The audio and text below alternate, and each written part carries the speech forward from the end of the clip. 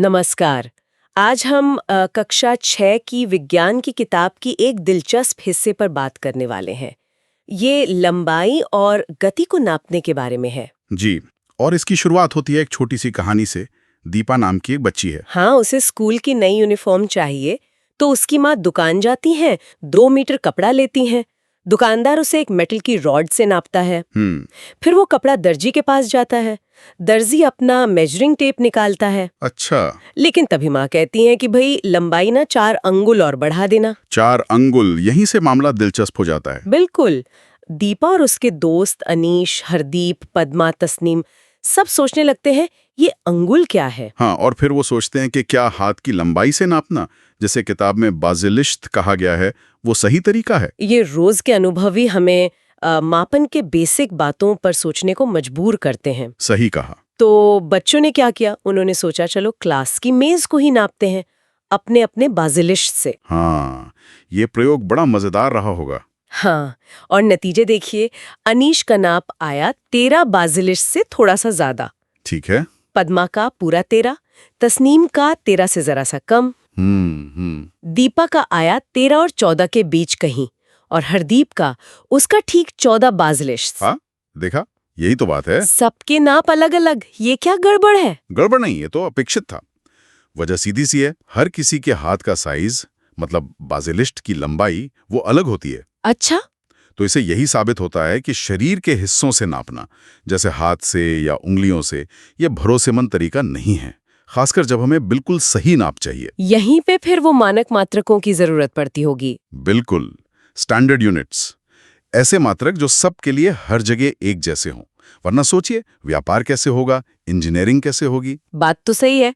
अगर हर कोई अपने हाथ से नापकर चीजें बेचे या बनाए तो बहुत कंफ्यूजन हो जाएगा। इसीलिए तो दुनिया भर में एक सिस्टम अपनाया गया, अंतरराष्ट्रीय मात्रक प्रणाली, एसआई यूनिट्स। जी हाँ, इंटरनेशनल सिस्टम ऑफ यूनिट्स।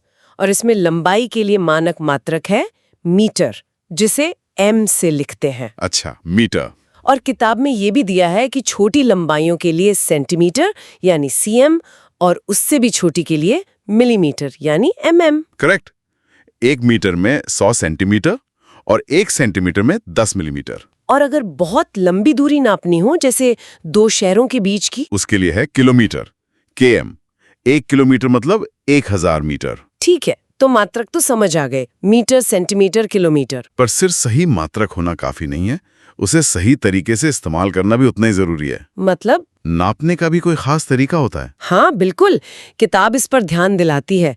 जैसे स्केल या पैमाने को वस्तु के बिल्कुल साथ रखना है, समानांतर।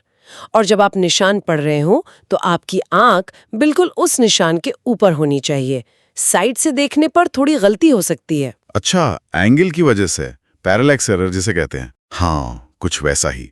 और एक और कान की बात, अगर मान लीजिए स्केल का सिरा टूटा हुआ है, शून्य वाला निशान साफ नहीं है, हाँ अक्सर हो जाता है ऐसा, तो आप शून्य से नाप शुरू मत कीजिए, किसी और पूरे अंक से शुरू कीजिए, जैसे 1 सेंटीमीटर से। फिर जो भी फाइनल रीडिंग आए उसमें से वो शुरुआती 1 सेंटीमीटर घटा दीजिए। समझ गई। तो मतलब टूटे स्केल से भी सही नाप लिया जा सकता है। जी। वैसे ये भी दिलचस्प है कि पुराने जमाने में, जैसे प्राचीन भारत में, वहां भी अपनी नापने की प्रणालियां थीं।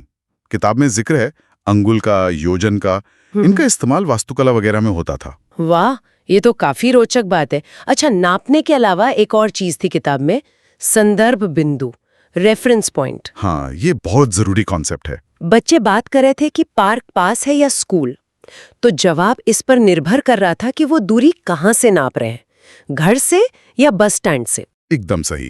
किसी भी चीज की पोजीशन बताने के लिए, उसकी स्थिति बताने के लिए आपको एक फिक्स्ड पॉइंट बताना पड़ता है, जिसके मुकाबले में आप बता रहे हैं, वही है संदर्भ बिंदु।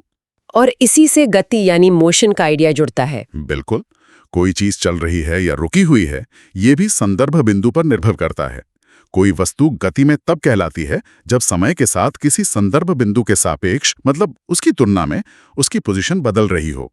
जैसे वो बस वाला उदाहरण था किताब में। हाँ, कि चलती बस में बैठे यात्री एक दूसरे के लिए तो स्थिर हैं, उनकी पोजीशन एक दूसरे के मुकाबले नहीं बदल रही है। लेकिन अगर कोई पेड़ सड़क के किनारे खड़ा है, तो उस पेड़ के लिए वो बस और उसके सारे यात्री गति में हैं। इसका मतलब गति अकेली नहीं होती, हमेशा किसी न किसी चीज के मुकाबले में होती है। रिलेटिव होती है। प्रिसाइजली, गति हमेशा सापेक्ष होती है। एब्सोल्यूट मोशन जैसा कुछ नहीं होता, कम से कम हमारे रोजमर्रा के अनुभव में तो नहीं। और ये गति भी अलग अलग तरह की हो सकती है ना? हाँ, किताब में 3 मुख्य तरह की गतियों का जिक्र है। एक तो सीधी रेखा में चलना, जैसे कोई फल पेड़ से नीचे गिरे, उसे कहते हैं सरल रेखीय गति। Rectilinear motion. दूसरी थी गोल गोल घूमना, जैसे पंखे की पंखुड़ियां। हाँ, या घड़ी की सुइयां। ये हुई वृत्तीय गति, सर्कुलर मोशन। और तीसरी, वो आगे पीछे या ऊपर नीचे होने वाली, जैसे झूले का हिलना या दीवार घड़ी का पेंडुलम। इसे कहते हैं दोलन गति, ऑसिलेटरी मोशन। तो देखिए, कक्षा 6 की किताब के इस छोटे से हिस्से से कितनी सारी बातें निकल कर आईं। हाँ, बुनियादी हैं पर बहुत महत्वपूर्ण है। सबसे पहली बात तो यही कि रोजमर्रा की जिंदगी में भी सही सही नापने के लिए हमें बाजिल्श्त या कदम जैसे तरीकों पर निर्भर नहीं रहना चाहिए। जी, मीटर, सेंटीमीटर जैसे मानक मात्रकों का इस्तेमाल करना चाहिए, ताकि नाप भरोसेमंद हो और सबके लिए एक जैसा हो।